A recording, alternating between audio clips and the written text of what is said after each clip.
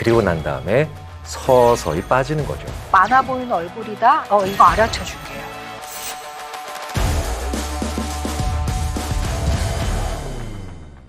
모녀는 같은 편이구나 라고 생각을 했는데 같은 편일 수가 없죠.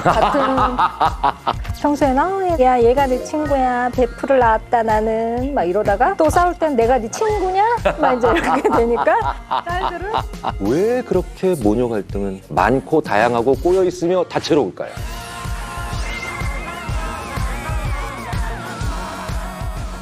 안녕하세요. 인지심리학자 김경일입니다.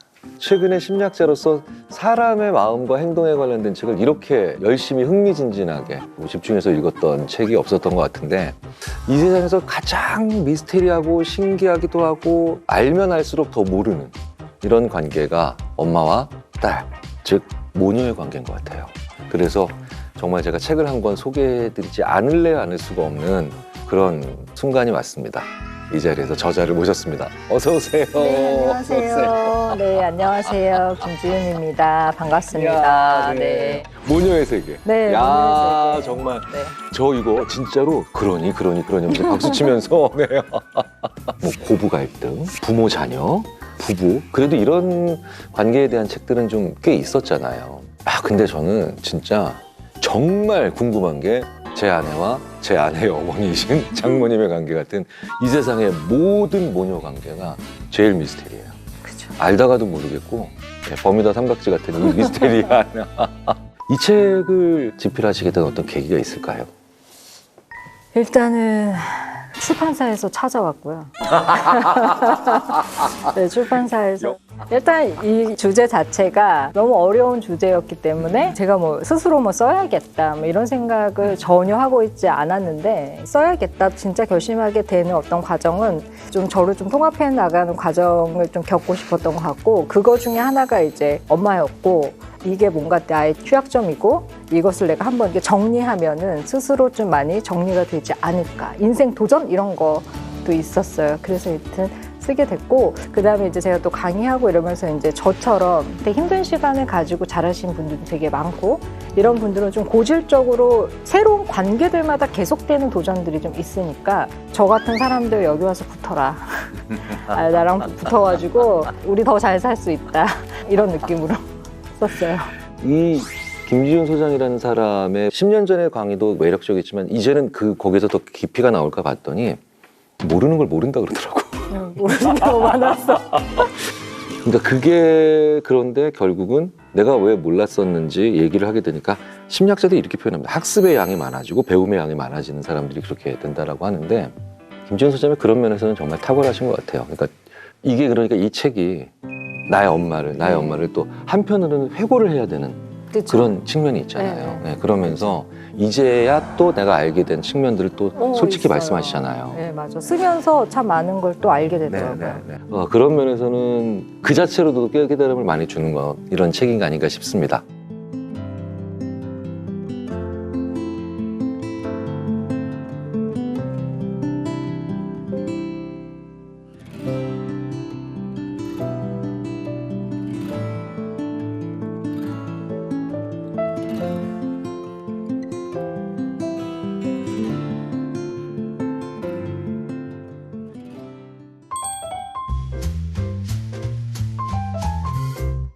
이 책을 읽기 전에도 한번 느끼고 있었던 측면이 있었어요. 그게 바로 뭐냐? 우리 보통 남자들이 모녀란 말을 잘 안 쓰고요. 우리 집 여자들. 그러고요. 네, 그쵸, 여자들. 우리 집 여자들. 예. 그런 거네. 그러니까 더 상대방을 구분하지 않았던 거예요. 그냥 이렇게 뭉뚱그려가지고. 네. 그게 무슨 생각을 만드냐면 저는 모녀는 같은 편이구나 라고 생각을 했는데 같은 편 아니죠, 그러니까. 같은 편일 수가 없죠. 같은 편이라고 느꼈던 이유는 아마 아빠를 같이 뭐라고 해서 그럴 때. 네, 그럴 때. 아니, 왜 저래? 뭐 이렇게 흐름 끊는 얘기. 가만히 있어. 뭐 얘기하지 마. 이런 거를 똑같이 해서 아마 같은 편이라고 느꼈을 수 나 있죠. 욕할 때만 같은 편이죠. 네, 보이지 않는 시간들의 범민이 이제 잘 안 보였을 수도 있겠죠. 제 딸이 지금 대학교 1학년 다니는 이제 첫째 딸이 네. 사춘기 때 그렇게 엄마랑 사이가 안 좋았어요. 둘의 그 1차 세계대전 같은 걸 딱 겪을 때 진짜로 들어갔는데 이제 엄마가 널브러져 있는 거예요. 엄마가 널브러져. 그 첫째 딸은 근데 진짜로 멀쩡하게 아빠 오셨어요 때 그러는데 뭐지 내가 소시오패스타를 키웠나? 라고 있는 거예요. 예. 그리고 이제 아빠랑 아들이 싸울 때는 또 이게 확실하게 어느 선까지는 딱 이렇게 약간 뭐라 서열 그럴까? 같은 게 예, 있죠. 있어서. 아빠와 그 아들의 넘을 수 없는 어떤 서열이 있는데 네. 엄마하고 딸은 약간 서열감이 조금 전복되죠. 예, 사건에 따라서 그렇죠. 이렇게 전복되고. 그러니까 이제 엄마들이 막 평소에는 나 친구 같은 딸이야, 얘 친구야, 야, 얘가 내 친구야, 베프를 낳았다 나는 막 이러다가 또 싸울 땐 내가 네 친구냐? 막 이제 이렇게 되니까 딸들은 그 순간 엄마의 말에 권위가 이제 계속해서 이제 부여가 되지가 이제 않는 거죠. 근데 뭐 소장님도 그런 얘기 많이 하시잖아요. 안 싸우는 관계는 사실 끝난 관계죠. 늘 싸우는 거고, 예, 그 다음에 무언가 그래서 끊임없이 역동적으로 상호작용하니까 싸우는 건데 왜 그렇게 모녀 갈등은 많고 다양하고 꼬여 있으며 다채로울까요? 역사가 너무 많은 거죠, 역사가. 그리고 어떤 관계가 이렇게 밀착된다는 것은 결국에 다른 관계들하고의 그 관계가 원활하지 않을 때 밀착되고 집착이 되잖아요. 그러니까 이제 다른 관계들의 공백에 대한 반증이기도 한 것이죠.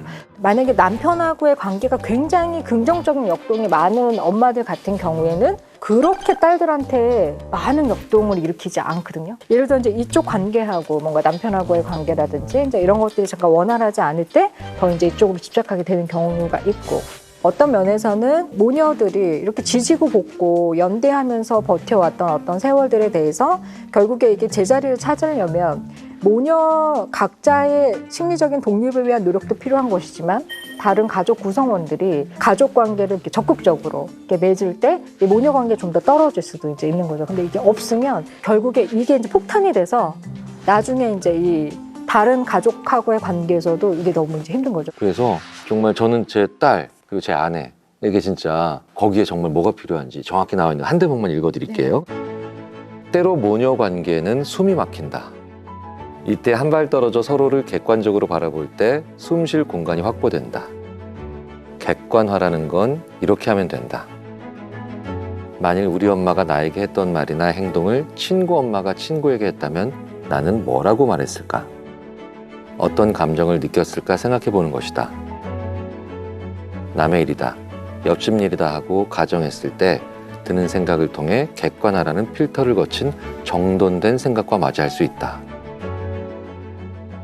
엄마들이 이제 기타 인간관계에게는 하지 않을 그 통제와 이제 개입을 사랑이라는 이름으로 되게 많이 하게 되는데, 뭐 예를 들어 뭐 외모 지적이랄지 했던 굉장히 뭐 날것에 이런 것들을 내가 널 사랑하니까 나니까 이런 얘기를, 나 아니면 누가 너한테 이런 얘기를, 사람들 그냥 하나 믿을 게 없어, 내 말이 진실이다 막 이러잖아요. 막 이러면서 내 말만 믿어, 내 말만, 다른 사람들은 다 아니야 막 이러면서 이 세상에서 너를 제일 잘 알고 제일 사랑하는 내가 하는 말이 진실이다. 이제 이렇게 이제 그러다 보니까 딸들이 시간이 지나면서 어떤 효과가 좀 있게 되는 거냐면, 평생 엄마가 이제 자기에게 선을 넘어오는 거에 대해 시달렸다가 힘의 전복이 일어나면은 딸들이 에이씨 몰라 나도 그냥 그렇게 똑같이 해버려. 딸들이 또 선을 막 넘으면서 그럼 이제 엄마들이 나이가 들고 이제 노화가 되고 힘드시니까 그냥 또 너무 서운하고 맞아. 이런 것들이 이제 선을 막 넘었기 때문에 또 딸들 선을 넘어요. 예. 어떤 관계는 이제 너무나 이제 상처가 많이 남는 거죠. 엄마들이 서운하고 그런 것들이 있죠.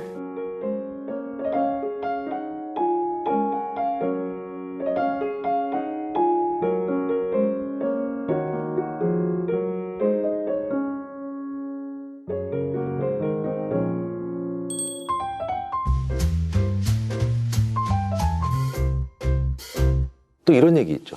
엄마 팔자가 대분류되는 것 같다는 이런 얘기를 해요. 근데 실제로 심리학에서는요, PC랑 노트북, PC랑 고양이 어느 게 더 서로 비슷해? PC랑 노트북이죠. PC랑 고양이보다. 근데 실험을 하거든요. 야 그럼 차이점 써봐. 2분 줄 테니까. 그러면 PC랑 노트북 사이에서 엄청 써요. 막 배터리가 있고 없고 뭐 디스플레이가 다르고 막. 근데 진짜 다른 PC와 고양이 사이 저는 차이점을 못 써요. 뭘 쓰지? 생물과 무생물? 다르다라고 하는데 차이점도 많이 없는 거예요. 엄마랑 딸은 PC랑 노트북이야. 그래서 무지 비슷한데 무지 달라. 그렇죠. 근데 이제 그게 이제 엄마 팔자, 딸 팔자 닮는다. 이제 이런 말 되게 많이들 이제 한국에서 많이 하는데 이제 이게 좀 두 가지 측면으로 볼 수 있는 것 같아요. 되게 상처가 많은 엄마가 주었던 정서적인 취약점을 딸이 극복하지 못했을 때 굉장히 그 행복한 것보다는 불행한 것이 더 익숙하니까 행복하지 않아도 익숙한 걸 선택하는 습성, 이런 메커니즘이 돌 때 이제 엄마 팔자, 딸 팔자다. 이제 이런 말들을 이제 되게 많이 하고 실제로 그렇게 될 수 있죠. 그러나 비슷한 개체지만은 완전히 다른, 또 우리 존재 자체가 굉장히 각각의 인격이기 때문에 엄마와 딸은 다른 존재다. 내가 주체성을 발휘하는 한 닮고 싶지 않은 모습을 닮을 리가 별로 없다. 예, 우리가 원하는 대로 살 수 있다.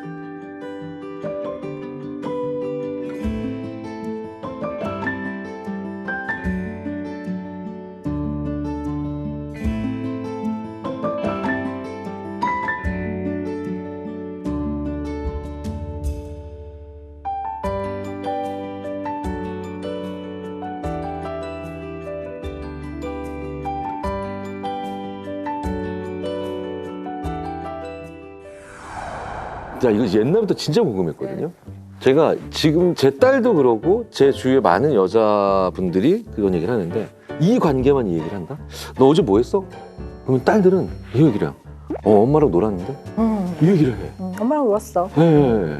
그 사이 안 좋으면서도. 그렇죠. 네. 그러니까 왜 이 아빠, 엄마, 아빠와 딸, 아들의 이 곱하기 2, 네 종류의 관계 중에서 왜 모녀 관계에서만 놀았다는 얘기를 하냐는 거예요. 나 왜 이렇게 열받지 진짜? 사실 솔직히 제가 딸이랑 안 놀아요 이제. 장난은 쳐요. 그래도 장난은 치는데 논다라는 게 사실은 쉽지가 않더라고요. 그럼요. 네. 같이 잘 노는 관계가 세상에서 가장 어려운 관계죠. 별 시덥지 않은 거 가지고 얘기하면서 낄낄거리는 게 굉장히 어려운 거잖아요.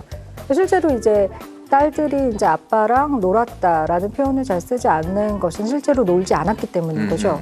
놀지 않았기 때문인 거고, 또 자녀들이 알죠. 놀아주는 것이냐, 노는 것이냐, 이걸 아는데 나 진짜 놀아주고 있구나, 애쓰는구나, 노력하는구나. 그래서 나도 반응을 하지만 시간을 보내지만 나에게도 노는 것은 아닌 거죠. 그러니까 결국 놀이라는 게 심리적으로 그렇잖아요. 현실과 우리가 추구하는 이데아의 그 중간 지점을 왔다 갔다 하는 그 행복감을 주는 게 이 놀이라는 건데, 그거는 일상 다반사가 굉장히 많이 공유돼야지 놀았다는 거잖아요. 그러니까 결국에 여자들이, 딸들이 나 엄마랑 놀았어 라고 하고, 뭐하고 놀았냐 그러면 펼쳐놓고 하면 별거 없어요.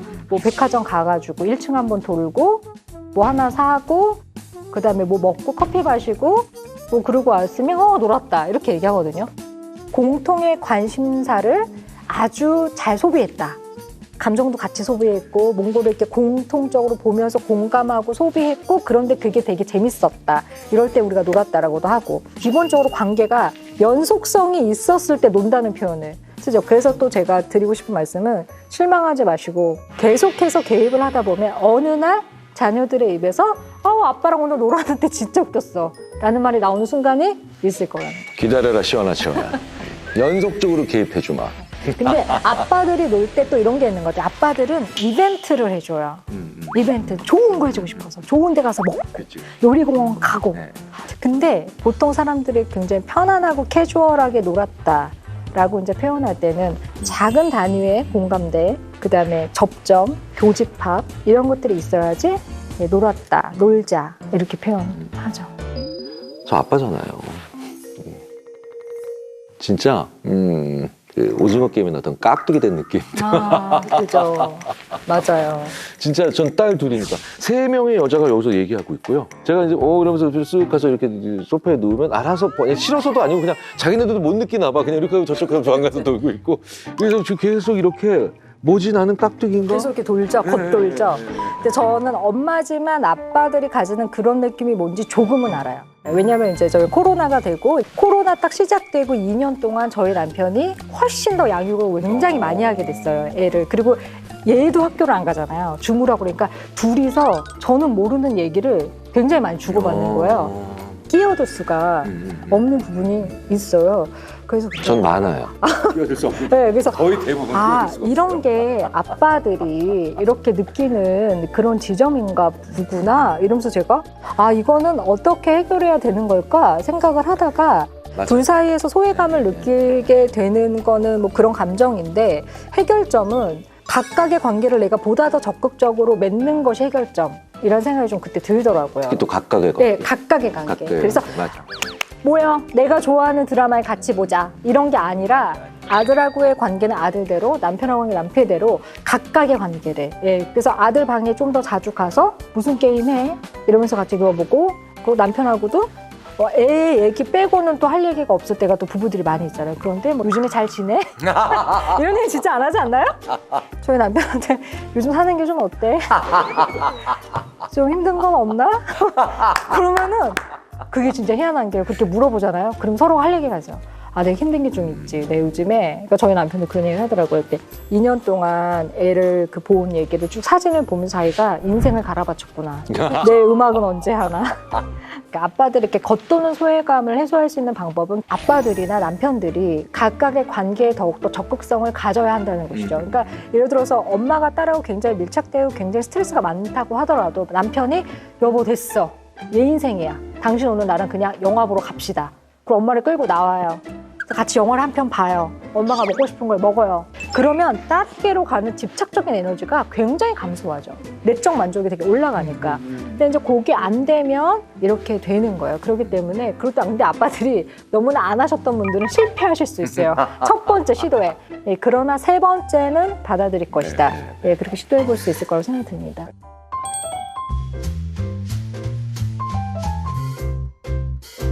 어떤 두 사람이 있었는데 이 사람의 관계가 서로 좋아지기 전에 전조 증상이 하나 있는데 그게 바로 뭐냐면 그 사람을 이렇게 물끄러미 쳐다보는 그런 행동들이 나오면 이 관계가 좋아지기 전에 전조 증상이라고 보통 얘기를 하거든요. 예, 예. 저는 그 소장님이 이제 고인이 되셨지만 어쨌든 그 어떤 시간대에 어머니를 물끄러미 쳐다보는 그런 시간을 가지셔서 이런 책이 나오는 게 아닌가 싶어요. 그런 것도 같아요. 예. 그러니까 저를 좀 아는 친구가 이 책을 딱 받고서는 근데 정말 저를 알기 때문에 할 수 있는 딱 한마디를 했어요. 책 나왔구나. 들어가는 글 보고서는 나가는 글 봤는데 엄마를 다시 만나고 엄마를 다시 잘 보내드렸네. 이렇게 얘기했어요. 네, 그러니까 저를 알기 때문에 할 수 있는 말이죠. 그렇죠. 그런 과정이었던 것 같아요. 이렇게 다시 보고 이렇게 하고. 참 오랫동안 기억에 남을 만한 네. 이건 이제 나중에 이제 10만 부 스페셜 에디션 나오면 네. 예, 그 얘기도 하나 거기다 넣으세요. 예, 그 친구분 얘기. 이 책이 독자분들한테 어떤 책이 되었으면 하는 바람이세요? 일단 모녀 관계를 옆에서 목격하면서 김경희 교수님처럼 뭔가 우리 가정이 좀 더 편안했으면 좋겠어 막 이런 생각을 하시면 또 남자 독자들도 꽤 계시더라고요. 저는 이거 주위에 있는 친구들이 다 대부분 8할 이상이 남자분들한테 추천했어요. 야 봐봐 드디어 비밀이 풀렸다. 판도라의 상자를. 그런 남자분들도 보셨으면 좋겠고 그다음에 저는 많은 여성들 중에서 힘든데 뭐 때문에 힘든지 모른 채 아무것도 설명을 당해보지 못한 그런 많은 분들이 그 모호함이 조금은 거두어지셨을 수 있는 그래서 내가 이것 때문에 힘들었구나. 그러니까 결국에 우리 엄마하고 내 관계, 나하고 내 딸의 관계에서 진짜 힘든 건 이거였구나. 요거 하나만 찾아서 조금 풀어 헤쳐도 훨씬 좀 숨 쉴만하다. 그래서 약간 관계에서 되게 좀 모호하고 애매하고 그냥 힘들고 안개 같고 이런 것들에 어떤 이 지점을 피해 가시면 이 지점이 지뢰였습니다.